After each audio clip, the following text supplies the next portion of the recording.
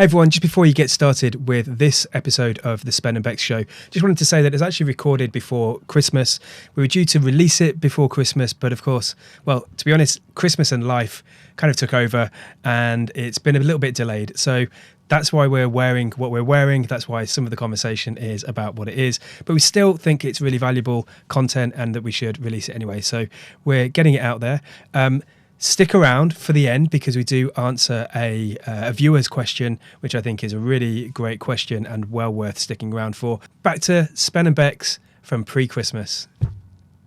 Welcome to episode 3 of the Spen Bex show. This is the Christmas edition. Season's greetings, everyone. It feels very much like Christmas at the moment for me anyway, with the snow on the ground. I built, as you know, some snowmen yesterday. When does Spencer's Inappropriate World of Snowmen open? Or is it World of Inappropriate Snowmen? That's probably a better way of putting it. Maybe we'll get some pictures of those over here or something. I think so. People, whether we, yeah. Can people get tickets? Are they able to come and see the? I'm going to turn it into an NFT, and yeah. There we go. NFTs already. So today we're going to be talking about problems and really thinking about how to identify the best problem to be solving and the best problem to be working on. Because as we probably all know, and many of us know at least, many of the reasons for, or actually the biggest cause for startup failure, in my opinion, and I think this has kind of been shown as well, is that there wasn't any market need for the product or the service that you were creating. So actually, it's all about market need. And that comes down to whether you're solving a real problem. And not just startups, any product at all, any service, anything that's launched by anybody. If there's no demand there, it's not gonna last. There we go. Absolutely. And people often kind of forget a little bit about that, really, because people can get so hung up and so focused on the solution. They have ideas about the solution, about the thing that they want to exist, the thing that they want to build, and you kind of forget about the problem that you're trying to solve for people and the demand that might or might not be there for that product. So today we're going to talk a little bit about that. We're also going to answer one of our viewers' questions today, which is super exciting, but you're going to have to stick around until the end of this show in order to get the answer to one of our viewers' questions. And if you do have any questions for us in the future, we're going to try and do this as a segment for every show. So we will try and answer your critical questions. Which is Definitely. cool. You might need 2 loo breaks to watch them. Maybe just like the main episode in the first loo break and then the questions in the second. There we go. There we go. Never forget. The loo is a great opportunity to consume some amazing content. And this should be. We're setting the bar high, aren't we? We're not. Oh man, my mind's going far too deeply into that again. Let's get on. Let's press on. So, in solving real problems, every business has to have demand.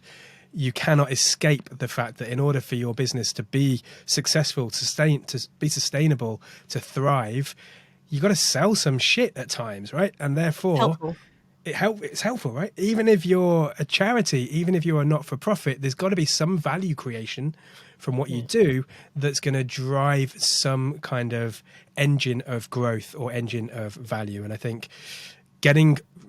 making sure that you're solving the right problem is fundamentally the best thing that you can possibly do at the earliest stage. Yeah, definitely. I think there's, some people do look at desire-driven innovation, and that's, you're talking the Apples of the world, but the majority of us need to be focusing on the problem, making sure we're really understanding our customer base and giving them something they really, really want. Absolutely. And that comes to a really interesting, a really important point, should I say, which is that it's not just about listening to what people say. What Apple are the masters of doing is identifying problems that people don't necessarily even know that they have yet. It's that classic of apparently Henry Ford of if he had asked people what they wanted, they would have said a faster horse, and they wouldn't have even had in their mind the idea of a car. So the problem, though, still existed. The problem was people wanted to get from where they were to somewhere else a little bit faster. And actually, the solution that they were probably asking for was, okay, it would have done that job, but actually there's a much better solution that people just would have been completely oblivious to. And I think that's what Apple do really well. So one of the most, and we're going to talk about this in the next episode, I think, as well, is about testing those ideas, but talking to people. Sometimes the answers that they give you are not the thing that you should make, but they are really important things to factor in when you're validating your problem and then trying to figure out what the best and optimum solution is going to be for them. Definitely. Ash Maurya talks about the fact that people didn't realise they had a problem with vinyl until 8-tracks came out, and through to MP3s and on and on and on. And it's, if you just said to somebody who was playing vinyl back in the day, you can have 30,000 songs in your pocket, it'd have blown their tiny minds, and they'd have never thought that that was possible. Now we just think of it as commonplace. In fact, we don't even store music, do we? We have Spotify, we have all these kind of things that we subscribe to, but they knew at the time there was issues of scratching, there was issues of storage, all these things, but it was just like, well, that's the way things are. We just have to be mindful of those things. But by really seeing how people utilize these products and seeing that the problems they incur, then they could move something on, really develop in that area. There we go. And now, ironically, there is a problem around vinyl. It's just a very different problem, right? Because there are some people in the world that you and I, or well, particularly, definitely, that are pretty into vinyl. And I guess that therefore has a whole load of different challenges, and MP3s and downloads, and now, of course, streaming services. We're solving a specific problem, but in the grand spectrum of music consumption and sharing and all that stuff, there are a whole load of other problems that people want to solve that are different, and that's where kind of vinyl collections and whatever else. I think it was Bruce Willis who had the problem with Spotify or Apple Music, whatever it is, because when he passes, none of his kids have his music collection unless they carry on his music subscription until the end of time. And it's and if the whole world goes down, if we end up in Ready Player One mode, we're all living in shipping containers, actually, are we going to have access to these things? Who knows? I mean, Simon's already ready to go off grid, like he has vinyls. It's the end of the world. He has enough vinyl for the next 3,000 years. But it's important. Our kids know what his musical tastes were and can track, the journey through his life and different interests, etc., by his vinyl collection. I know which ones are going to be worth money, so they're going to be my picks when he passes. There we go. But problems change, don't they? It's weird. They do morph slightly. Oh, definitely. And then some of them are wicked problems, they call them, don't they? Where they're ever morphing, ever changing.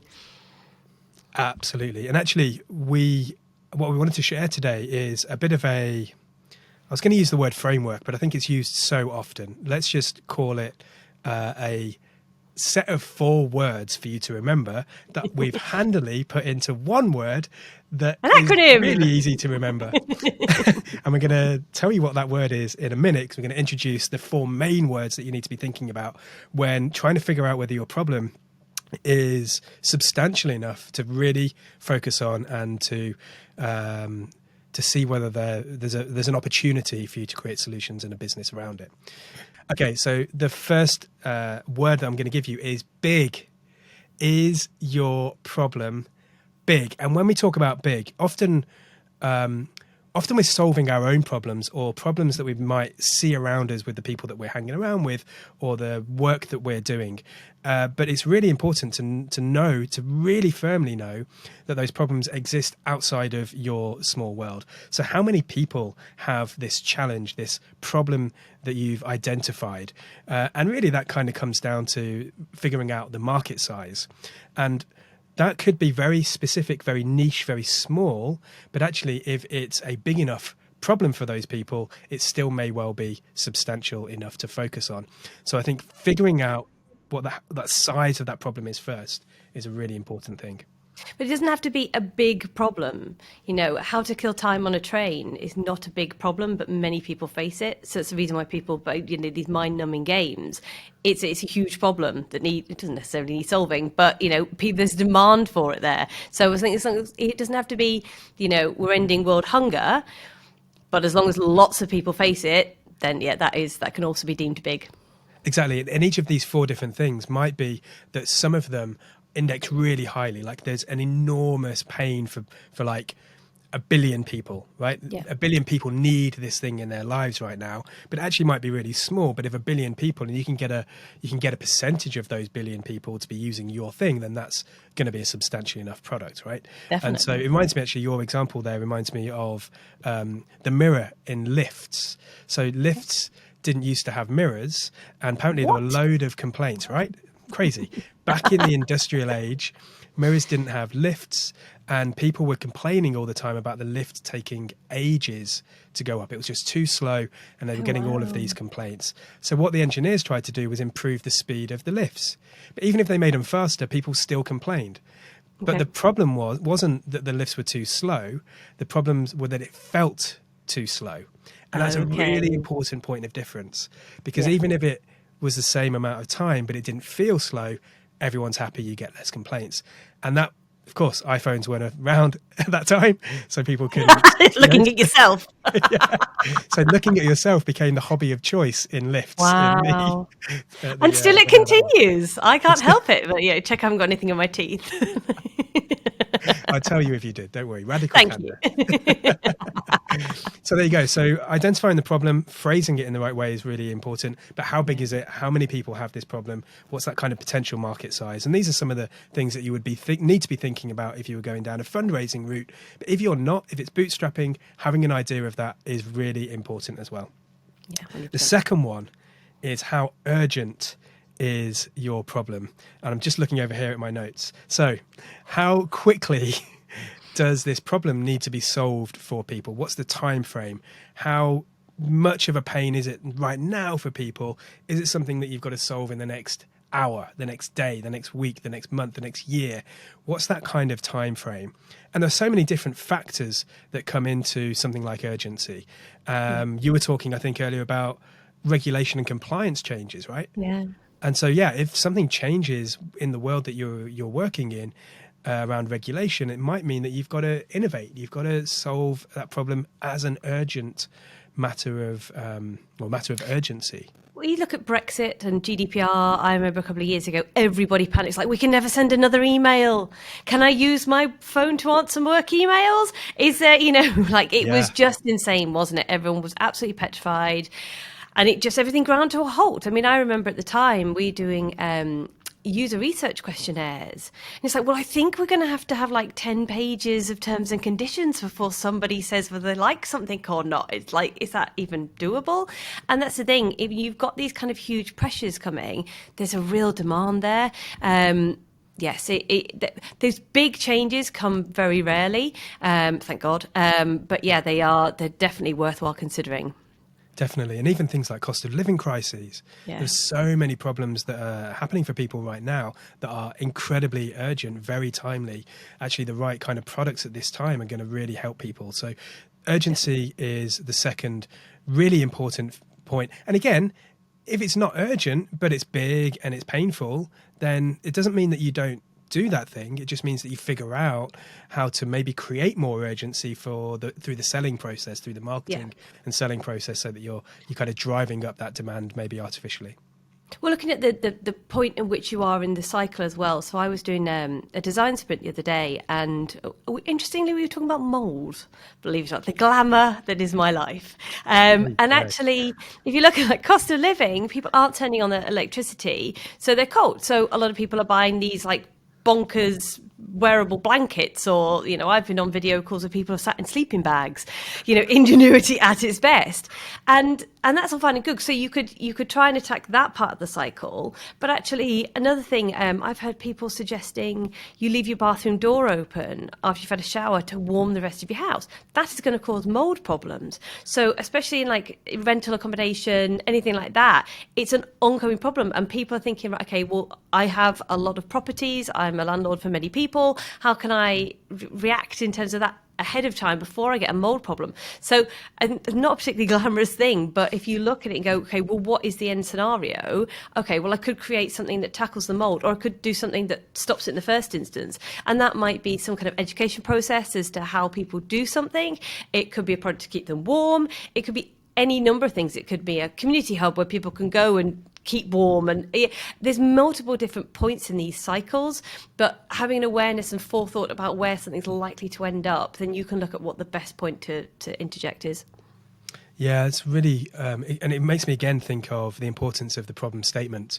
And there's various levels of abstraction, or you could go to first principles thinking, or whatever else, and kind of various mental models that can help you to get to the point of the problem statement which is right for you and the stuff that you're trying to solve. And again, just with one word changed, it means that a whole load of new ideas, like the lift example, a whole load of different ideas start to emerge by changing one or two words. So the problem statement's a really, really important thing to get right.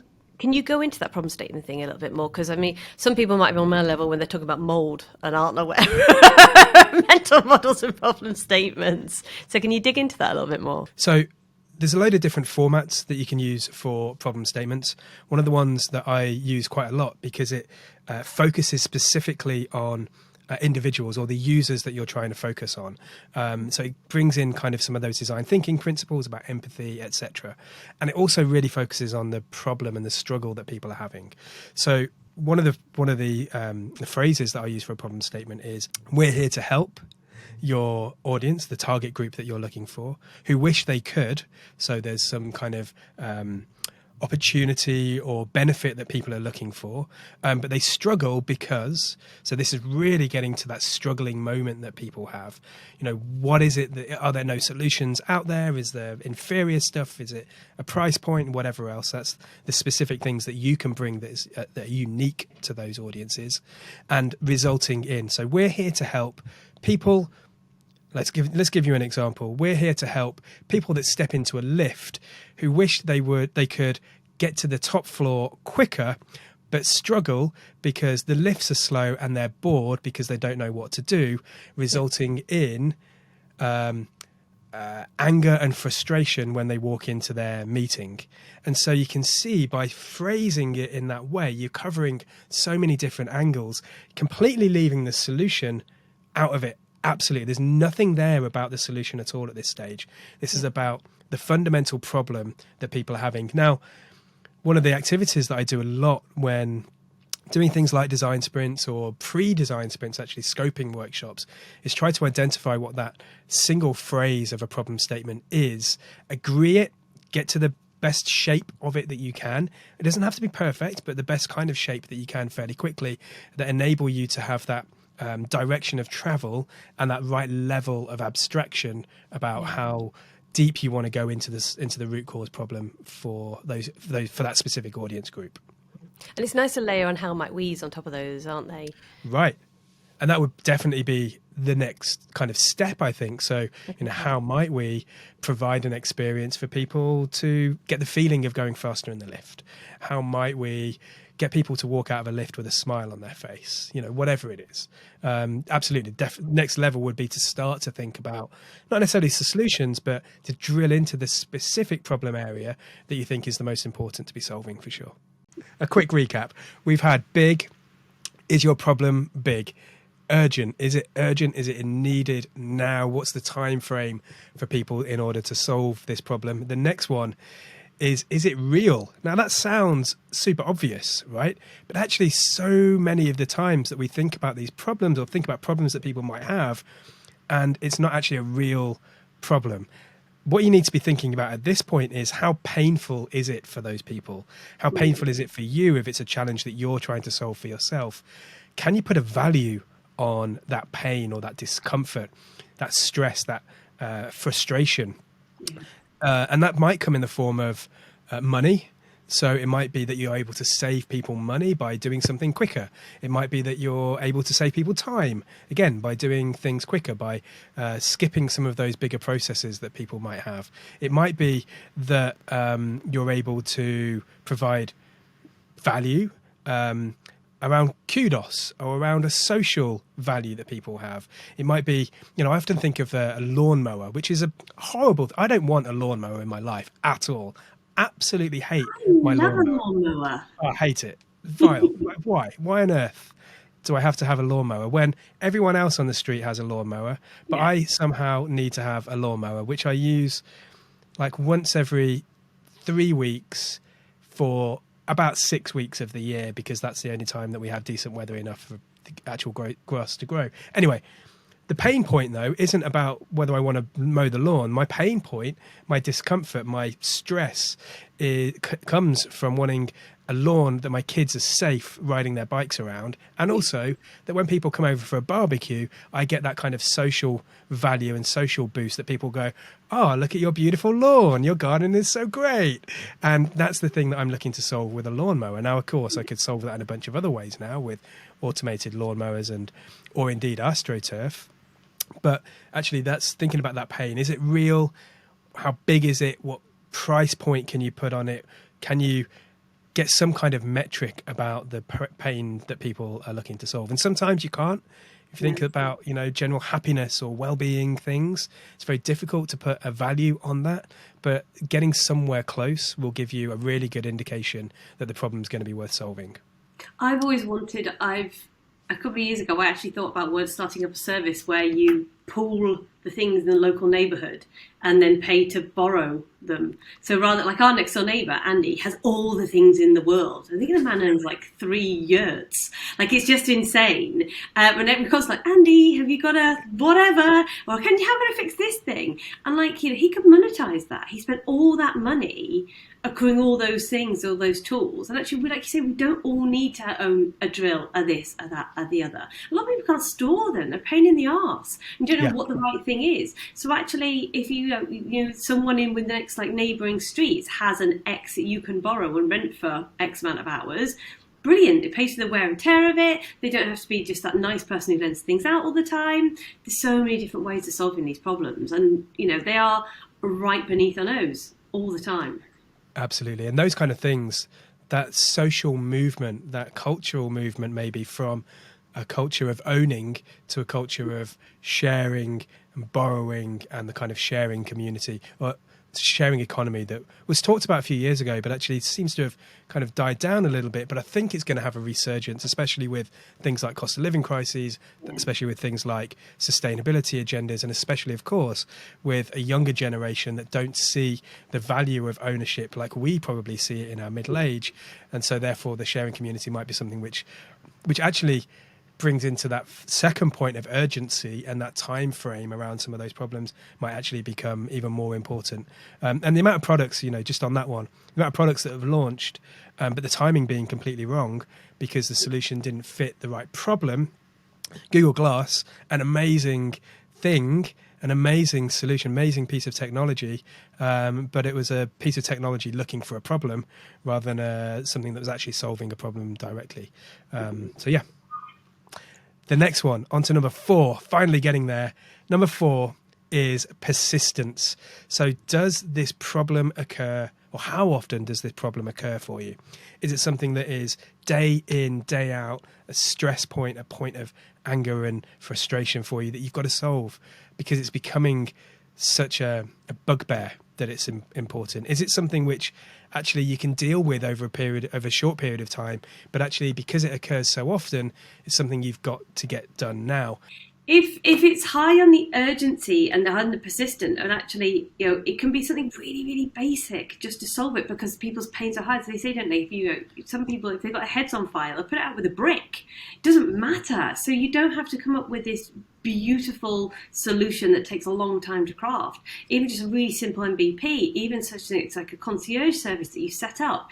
It doesn't matter. We look at during COVID, people spun up Facebook groups. And then they've changed them into services. Jack's Flight Club, for example, was just an email service and became an app and all these different things to find cheap flights. Like, it didn't matter. There was urgent. People wanted flights. They wanted them cheaply. It was fast moving. It was painful. People wanted to spend money on something that would save them money. Fine, give them something that will, a plaster in the short term and then work out how it needs to develop.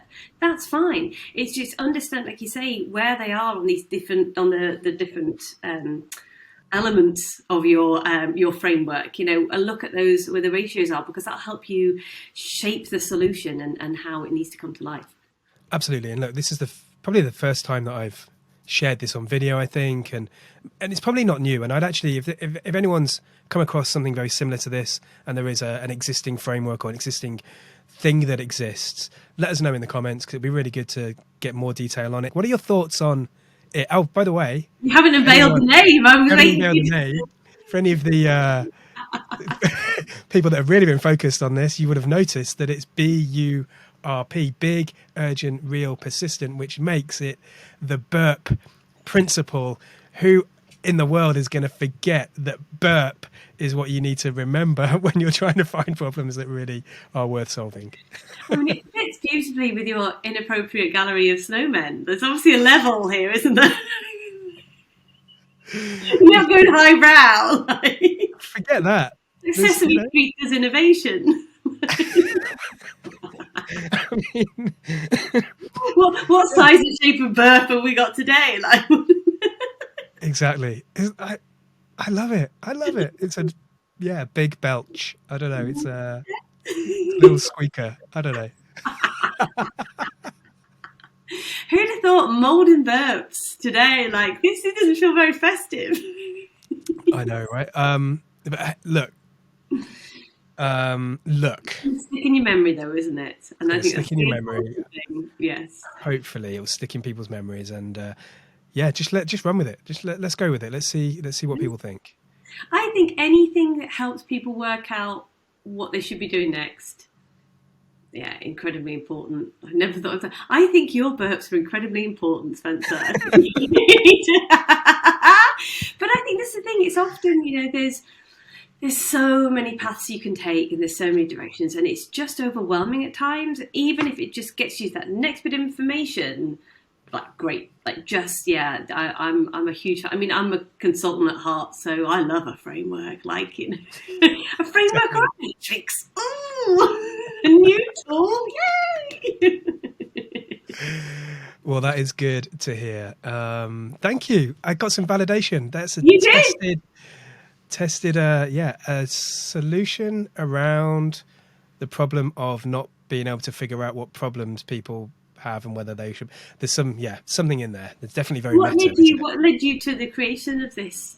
Well, actually, I was doing a workshop. So I was doing a masterclass, an online masterclass for a bunch of students, about something like 1,000 students or something, on a Saturday morning, and it was all about this. And then I was just listening to somebody else do a talk, and I started to jot down these words, and I think I got to brr first, and I was like, God, there's got to be some other thing here, and I just started to twist some of the names and positions and whatever else, and got to burp. So it was literally in thinking about how to get this problem of problem finding and identifying the right problem. That's basically what my talk was about, but I didn't have a thing that I could tie everything else together with.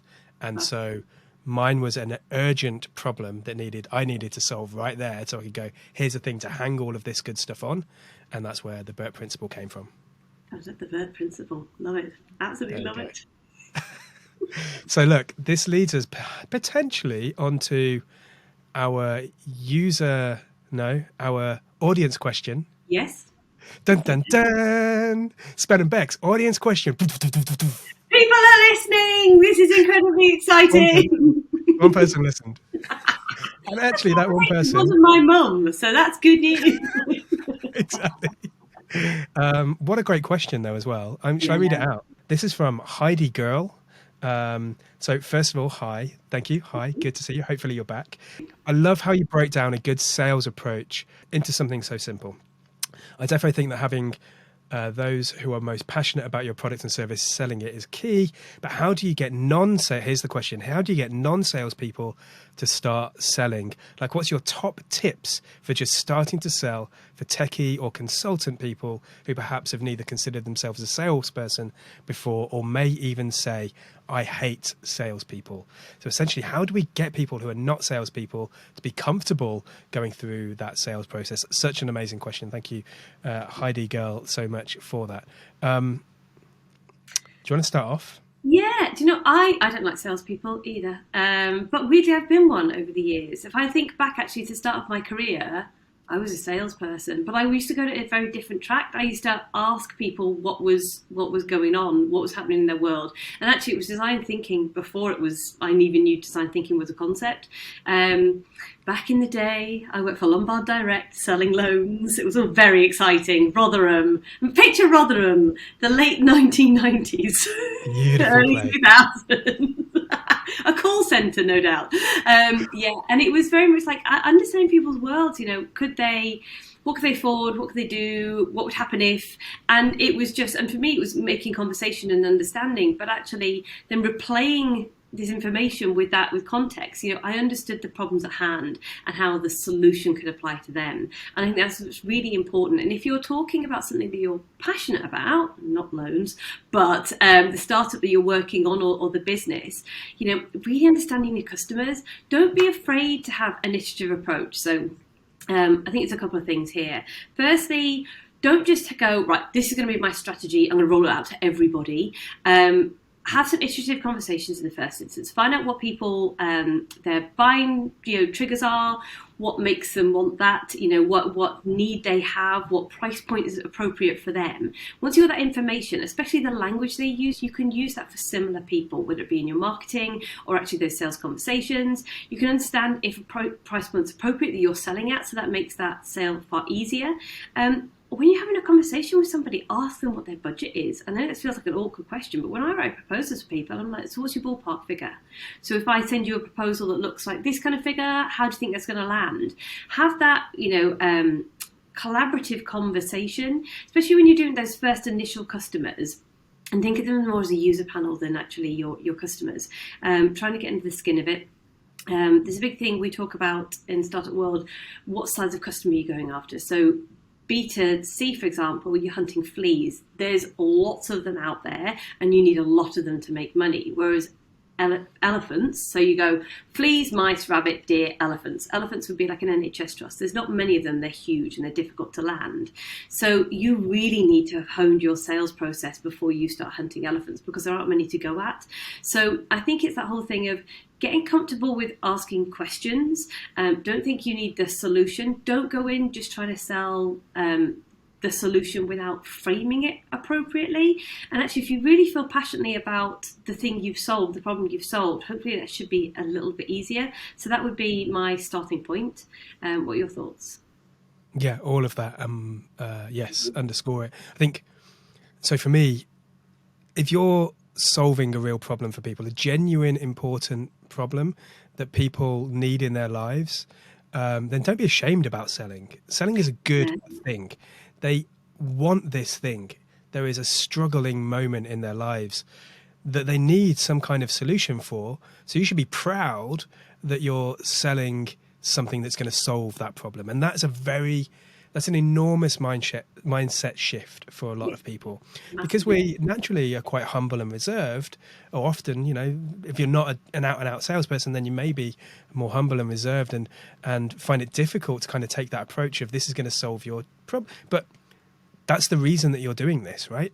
The reason that you exist is to solve these problems. People can only solve their problems if they're able to use the product or the service or whatever it is that you're creating for them. So don't be ashamed about it. To add to that as well, I say tell people how they can buy it. I know it sounds ridiculous, but make it easy for them to buy it off. You don't feel uncomfortable. Then, like, if I do X, it costs Y, and this is how you buy it. Don't hide your light behind a bushel. Absolutely. Well, sometimes we're all a little bit too British about it, aren't we? Yeah. Oh, 100%. But I think your point here as well is about listening. I think in a sales conversation, you should be listening for more time than you're talking. You should be listening for 80, 90% of that conversation.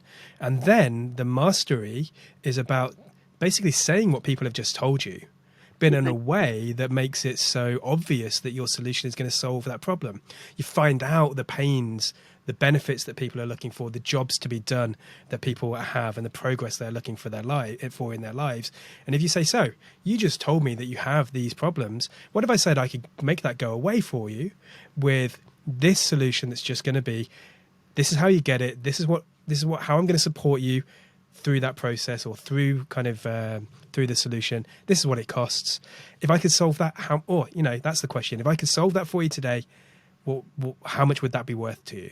Definitely. That's some of that experimentation stuff that you could do as well. Definitely. I think asking someone, if they're not the decision maker, the budget holder, ask them how you can help them with that. So does it need to be a business case written up? Can I help you write that? Can I provide anything? How, understand what will make them look good in front of their boss, and then help them facilitate it. Sales come easier, the more you've sold, the easier the sales become. But in that initial piece, it's just a case of getting money through the door, getting someone using your service or product, and actually getting that feedback. And the quicker you can do that, the more likely you're going to get ambassadors and advocates talking on your behalf. But in those first initial conversations, what will make you look good? What is what are your objectives for this next quarter? Okay, you need to achieve X, Y, and Z. How can I help you do that? If we put this tool in place, then hopefully we'll be a step closer. But if there's going to be problems in terms of the procurement department, what can you do to facilitate it? Anything to make their life easier in the short term, especially if it's a big purchase. And another big thing is, if you have some kind of software, for example, that someone has to spend a lot of time actually starting to use it as setup. People often do 30-day free trials. So actually, once you've spent all that time setting up records, doing this, doing that, you're not going to walk away from it. So there's different mechanics and different ways you can do it depending on the thing you're selling. But I say definitely talk to your customer, find out what they really want. I mean, we've done it before now. I've written proposals for, massive jobs. And in the case of this is my first pass at it. This is what I think I heard from our conversations. Can we have a collaborative conversation just to make sure that I've heard you correctly and I'm giving you what you need, the price point's right. And if I can take that back and I can work it up and change it, and then I'll give you a final thing that we can present to your boss, whomever. But actually then they're in the trenches with you, they're on your side. And I think that's really, really helpful, rather than thinking you just have to have this fait accompli, finished final version. You can be far more scrappy than that, and actually people quite like that collaborative approach. Definitely. I think that's really super valuable. I think of workshops. So if you can give away a free workshops, because we do workshops all the time, design sprints and whatever else, give away a free workshop, which might be a scoping workshop.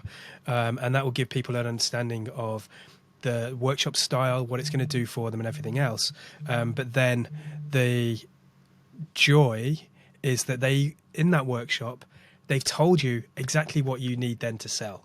So they've given you the language, they've given you the phrases that you could use, and then you just go back to them and said, this is everything that you said. You basically get people to design, without them knowing it, they get the people to design the solution for you, right? Of course, but that's what this show's about.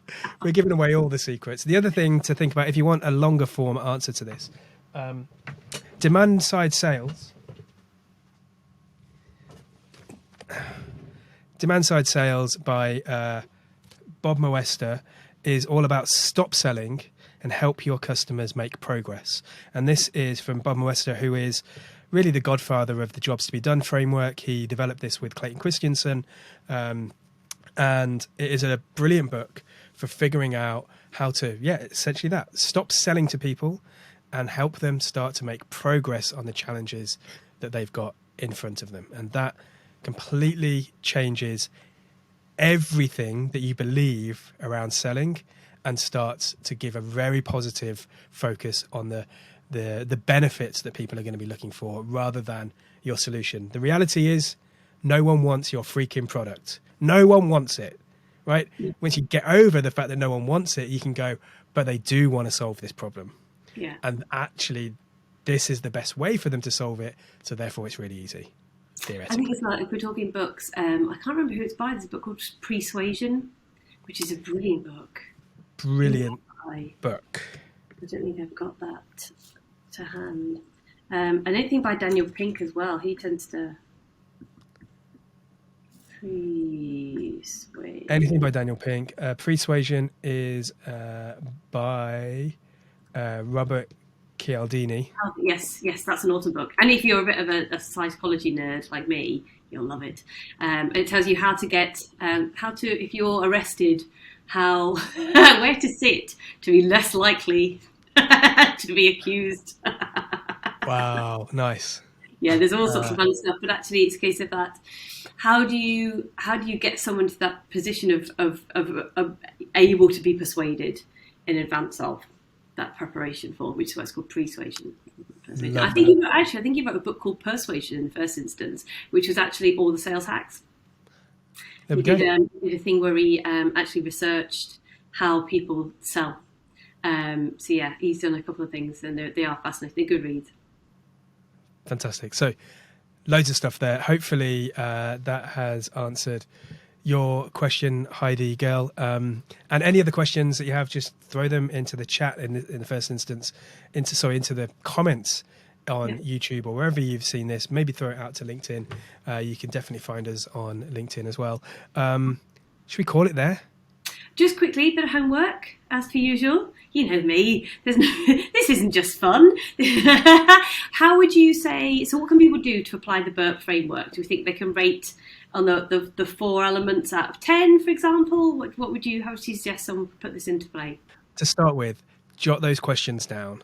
Yes. Make a note of the questions, and then go through a process of endlessly seeking the answer to those questions, because it will change. And even though you might get an indication about one of those questions being, whatever, accurate, it still will always need constant discovery, constant kind of investigation, because even if you think you're onto something, it's still worth kind of carrying on testing. So how big is it? How many people have this problem? How urgent is it? Does it need solving right now? What's the time frame that these things need solving? Is it real?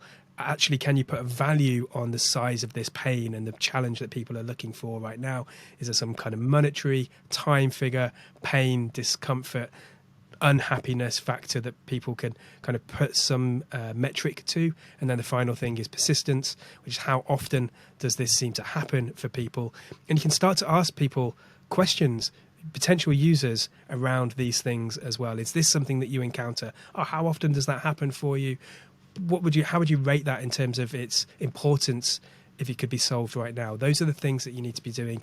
Get out of the building, start speaking to customers, and use that framework as a guide to start to answer some of those questions. Because I think if we work towards people having a problem statement, that would be a good thing. And maybe in the next episode we talk about interview techniques and what to quiz, how to question, all that kind of stuff. How to question, testing, validation or invalidation, maybe, arguably. I think that's a great place to start next session. Okay. Awesome. Thank you all so much. Yes. We'll see you next week.